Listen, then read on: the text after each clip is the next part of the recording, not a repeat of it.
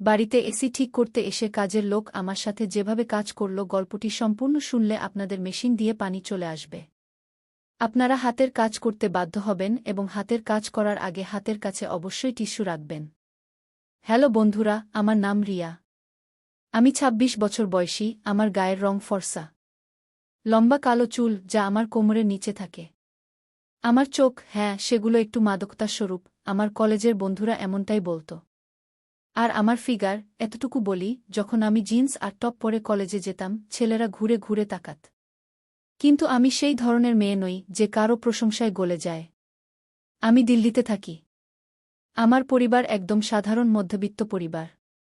বাবা সরকারি অফিসে কেরানি, সবসময় ফাইল আর মিটিংয়ে ডুবে থাকেন।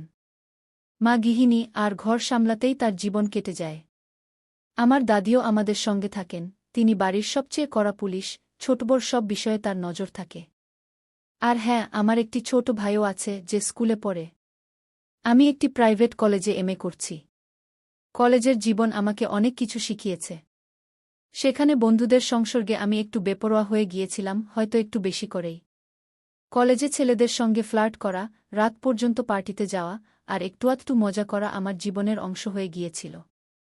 বছরটা ছিল যখন গ্রীষ্ম তার চরমে, দিল্লির রাস্তায় রোদ এমন জ্বলছিল যে মনে হচ্ছিল আকাশ থেকে আগুন বৃষ্টি হচ্ছে।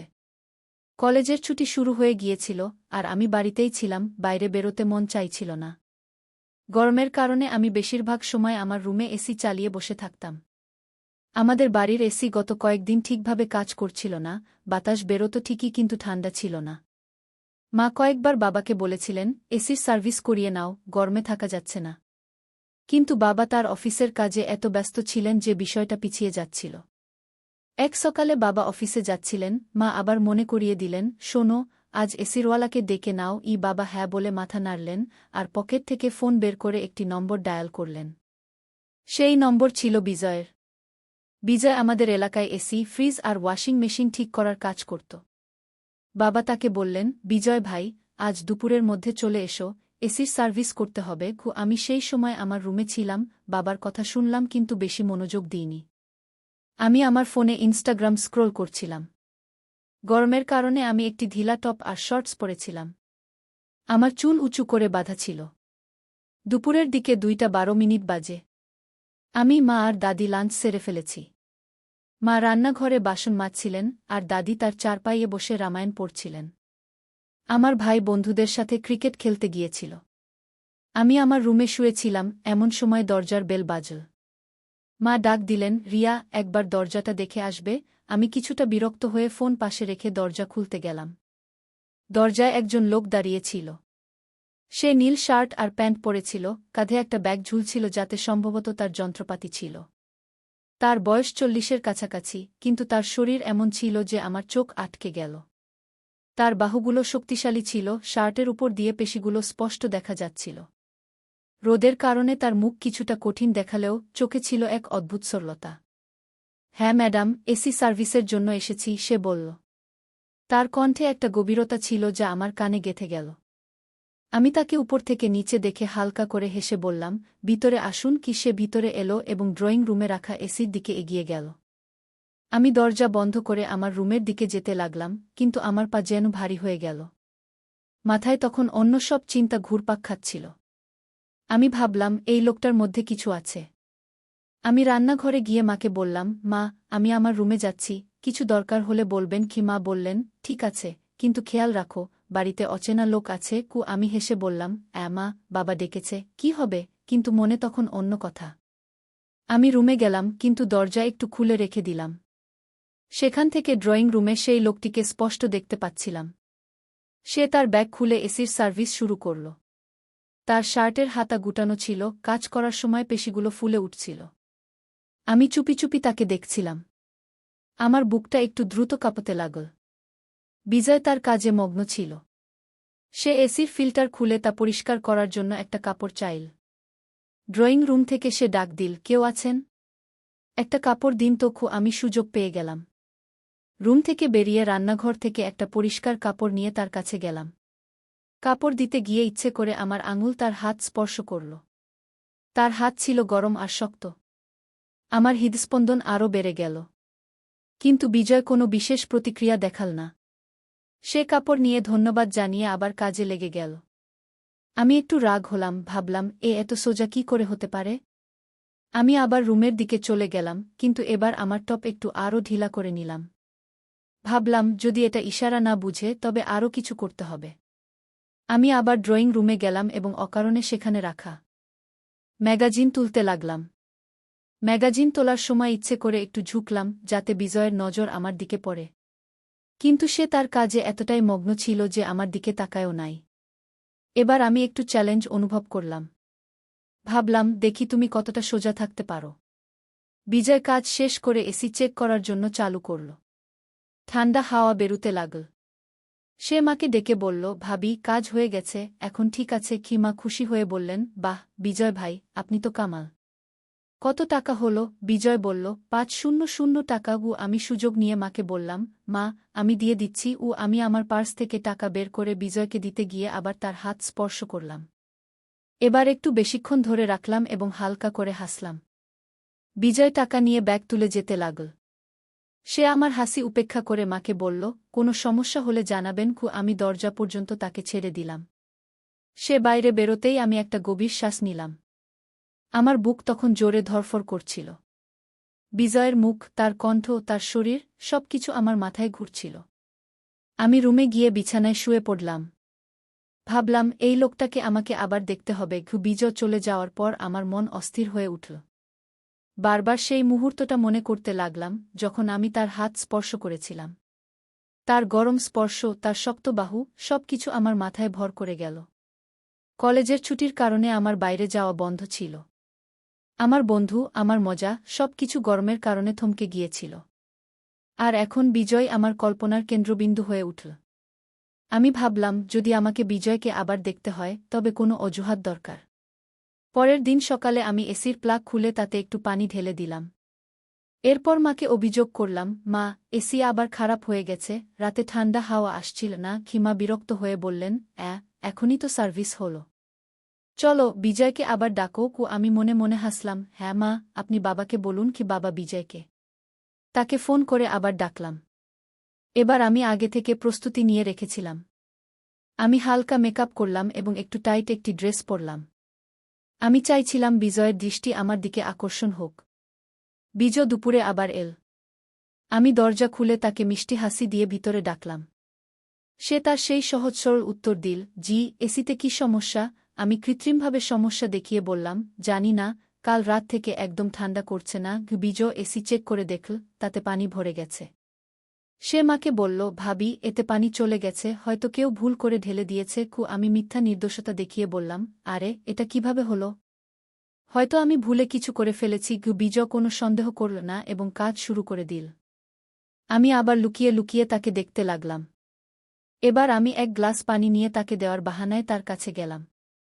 পানি দিতে গিয়ে আমি ইচ্ছে করে গ্লাসটি একটু নড়ালাম যাতে পানি তার শার্টে পড়ে যায়। আরে সরি সরি, আমি কৃত্রিম আফসোস প্রকাশ করে আমার দুপাট্টা দিয়ে তার শার্ট মুছতে লাগলাম। আমি ইচ্ছে করে তার বুক স্পর্শ করলাম। বিজয় একটু অস্বস্তি বোধ করল এবং পিছিয়ে গিয়ে বলল, কোনো ব্যাপার না, আমি ঠিক করে দিচ্ছি। আমি মনে মনে ভাবলাম, কিভাবে এত সোজা হতে পারে। আমার মন এখন বিজয় ছাড়া শান্তি পাচ্ছিল না। তারপর পরের সপ্তাহে আমি ওয়াশিং মেশিন ইচ্ছে করে খারাপ করে দিলাম। পাইপটি আলগা করে দিলাম যাতে তা পানি লিক করতে থাকে। মাকে অভিযোগ করলাম এবং তিনি বাবাকে বলে বিজয়কে আবার ডাকলেন। আমার মনে এক অদ্ভুত অস্থিরতা ছিল। আমি চাইছিলাম বিজয় আমার দিকে মনোযোগ দিক, আমার কথা বুঝুক। কিন্তু সে প্রতিবারের মতোই সহজ সরল রয়ে গেল। যখন বিজয় এল, আমি দরজা খুললাম। আমি একটি টাইট কুর্তি এবং জিন্স পরেছিলাম, হালকা মেকআপ এবং আমার চুল খোলা ছিল। তাকে দেখে হেসে বললাম, আইয়ে বিজয় ভাইয়া, এবার ওয়াশিং মেশিন খারাপ হয়ে গেছে। বিজয় তার সেই সহজ সরল হাসি দিল এবং বলল, জি দেখাই তো কি সমস্যা। আমি তাকে ওয়াশিং মেশিনের কাছে নিয়ে গেলাম। সে কাজে ব্যস্ত হয়ে পড়ল। আমি তার চারপাশে ঘুরতে লাগলাম, কখনো তাকে পানির গ্লাস দেওয়ার অজুহাতে, কখনো অকারণে কিছু জিজ্ঞাসার বাহানায়। আমি চাইছিলাম সে আমার দিকে তাকাক, আমার কথায় মন দিক। কিন্তু সে তার কাজে এতটাই মগ্ন ছিল যে আমার সব চেষ্টা ব্যর্থ হয়ে যাচ্ছিল। আমি আরেকবার চেষ্টা করলাম যখন সে মেশিনের কাছে ঝুঁকেছিল। আমি ইচ্ছে করে তার কাছাকাছি গিয়ে বললাম, বিজয় ভাইজা, এই মেশিন কেন খারাপ হলো? আমি আমার কণ্ঠস্বর একটু নরম ও মিষ্টি করে রাখলাম। বিজয় আমার দিকে না তাকিয়েই বলল, হয়তো ব্যবহার বেশি হচ্ছে, আমি ঠিক করে দিচ্ছি। ও আমার রাগ হলেও তার সরলতা আমাকে আরও আকর্ষণ করছিল। আমি ভাবলাম, এবার তো আমি তোমাকে আমার দিকে তাকাতেই বাধ্য করব। যখন বিজয় কাজ শেষ করল, আমি মাকে বললাম, মা, আমি টাকা দিয়ে দিচ্ছি। আমি পার্স থেকে টাকা বের করে বিজয়কে দিতে গিয়েও আবার তার হাত ছুঁইলাম।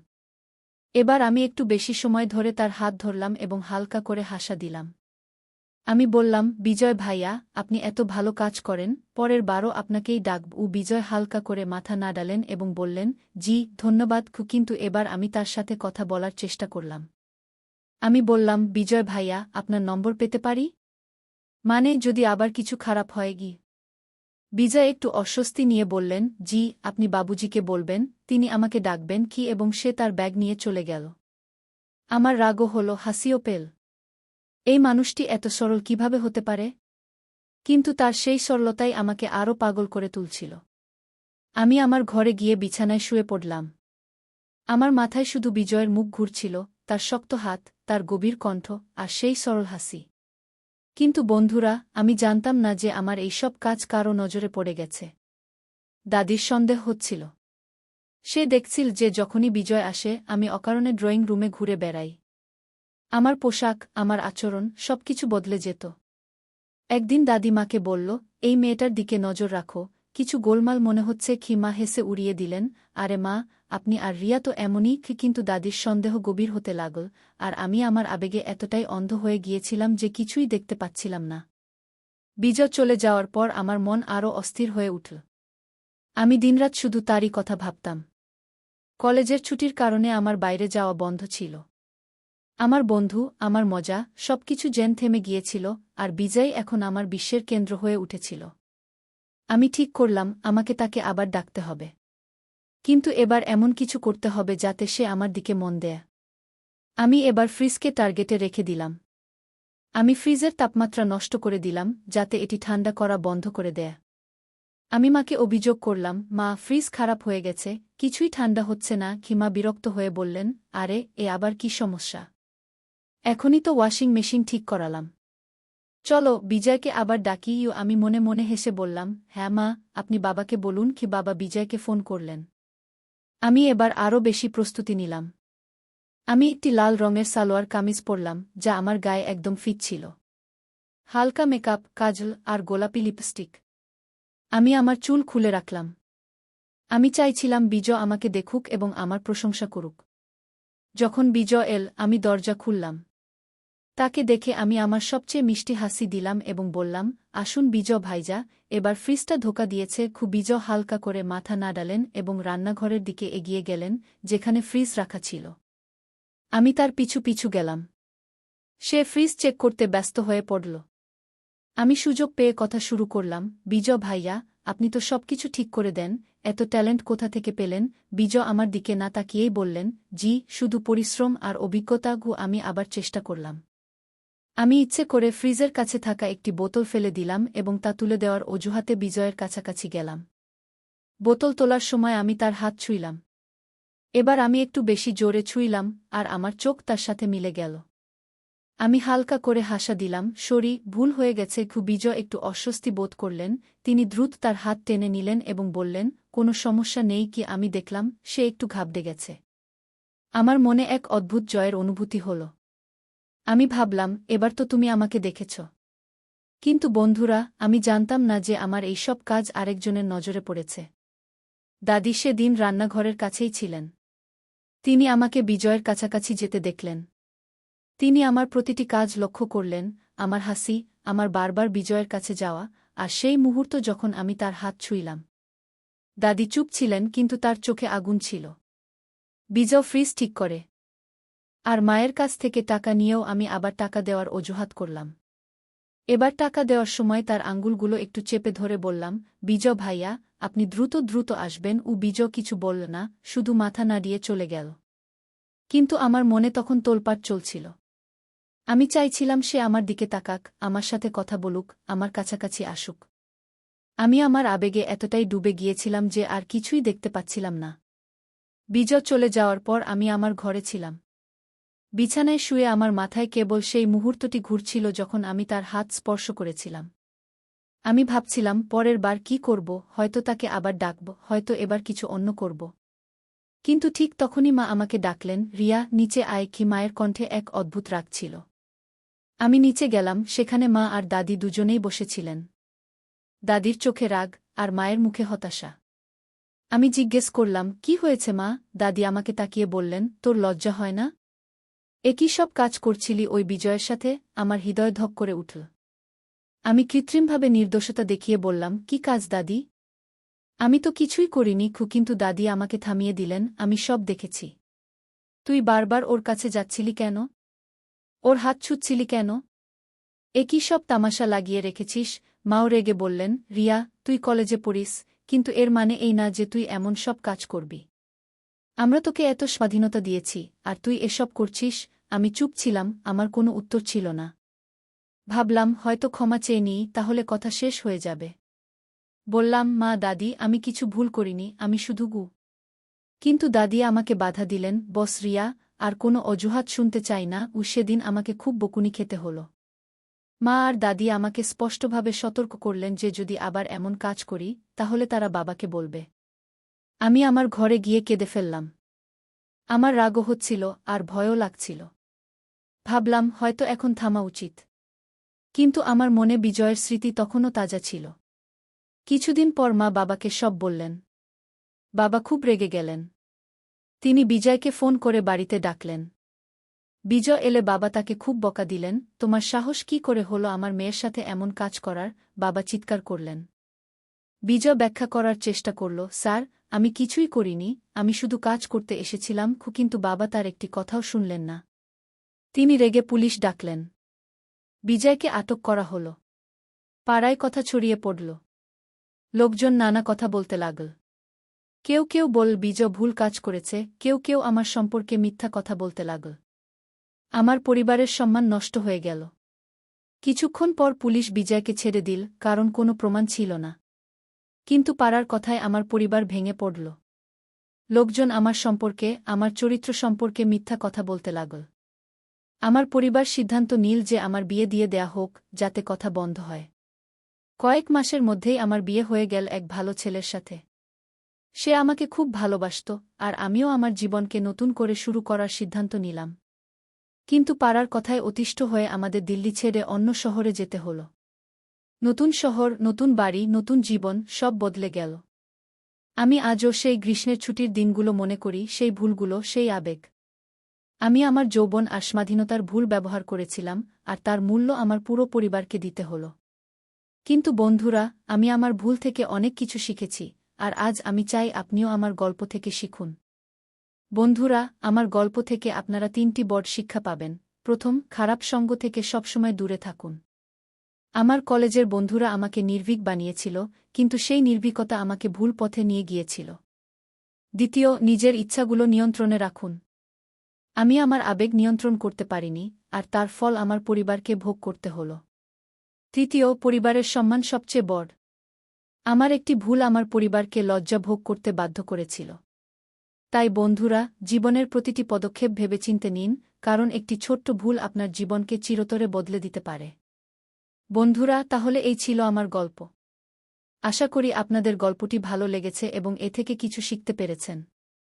আমার ভুল থেকে আমি অনেক কিছু শিখেছি, আর আমি চাই আপনিও আপনার জীবনের সঠিক পথ বেছে নিন। যদি আমার গল্পটি আপনাদের ভালো লেগে থাকে, তাহলে দয়া করে এই ভিডিওটি পছন্দ করুন, আপনার বন্ধু ও পরিবারের সাথে শেয়ার করুন, যাতে তারাও এই গল্প থেকে কিছু শিখতে পারে। আর হ্যাঁ, নিচে মন্তব্য করে অবশ্যই জানান এই গল্পের কোন অংশটি আপনাকে সবচেয়ে বেশি আকর্ষণ করেছে। আপনার মতামত আমার জন্য খুবই গুরুত্বপূর্ণ।